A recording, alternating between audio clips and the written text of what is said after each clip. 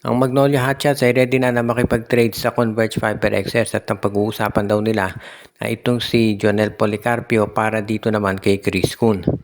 Si Chris Kun ay yung wingman ng Magnolia na kinuha nila mula sa Titan Ultra kapalit ni Aris Dionisio. Pero mukhang hindi sila nagkaroon ng agreement pagdating sa playing time nito dahil parang hindi masyadong fit itong si Kun sa Magnolia.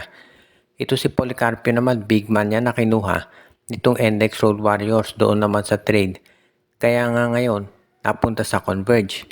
Pero itong Converge hindi rin magamit si Policarpio. So baka ito si Policarpio mas maganda maging laro niya kapag napunta siya sa Magnolia Hotshots. Kaya nga sa tingin ko ito si Policarpio bilang 6'6 player na pwedeng stretch 4. Malaki potential niyan. At nakikita rin to sigurado ni LA Tenorio kaya gusto niyang makuha. Kaya nga sa ngayon magiging isa to sa mga abangan natin. Sa tingin ko, fair trade naman tong Policarpio for Kun at yan yung dahilan kung ba't interesado si Coach LA Tenorio na ito'y matuloy. Kung sakasakali ito si LA Tenorio at makuha si Policarpio, yan yung magiging magandang backup nitong si Xavier Lucero sa power forward. Pwede rin pagsabayan nito dahil si Policarpio pwede maging small forward yan. Pwede kaya naman si Lucero gawing center, power forward naman si Policarpio. Kaya iyan yung makikita natin ng mga adjustments na balak ni LA. Kaya nga sa ngayon, magiging maganda to para dito sa Magnolia kung ito'y matutuloy talaga. At yan naman yung nakita nating magiging adjustment ng Hotshots.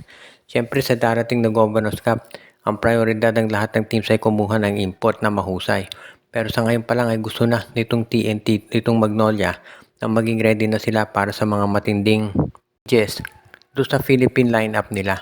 Dahil siyempre, kinakailangan din ng malakas na local team para naman makasabay ka pagdating dito sa matinding labanan na mangyayari. Lalo na at alam natin na hindi biro yung magiging build-up ng mga ibang koponan dito sa PBA. Alam na natin yung naging problema ng TNT pagdating dito sa import nila na si Bolman Nutbol na umuwi na sa Estados Unidos para mag-undergo ng surgery dahil sa kanyang torn Achilles. At hindi sila nakakuha ng kapalit na import dahil hindi para kumpleto yung papeles nitong si Marcos Dioff. Pero ngayon, mukhang itong TNT naman ay sa pagdating sa local players dyan naman nila gustong bumawi. Dahil mukhang ito raw TNT ay ready gumawa ng trade para makuha si Alex Stockton at si Joshua Monson. Siyempre, naka-ready ang TNT dito sa serye nila kontra sa Meralco.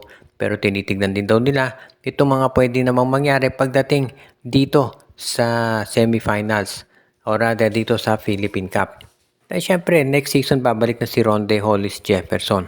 So, ibig nitong sabihin, alam na ng TNT na halos sure ball sila pagdating sa Commissioner's Cup at Governors Cup. At the very least, makaka-final sila doon siguro. Ngayon, dito sa Philippine Cup lagi ang problema dahil dyan kay Fajardo at sa San Miguel.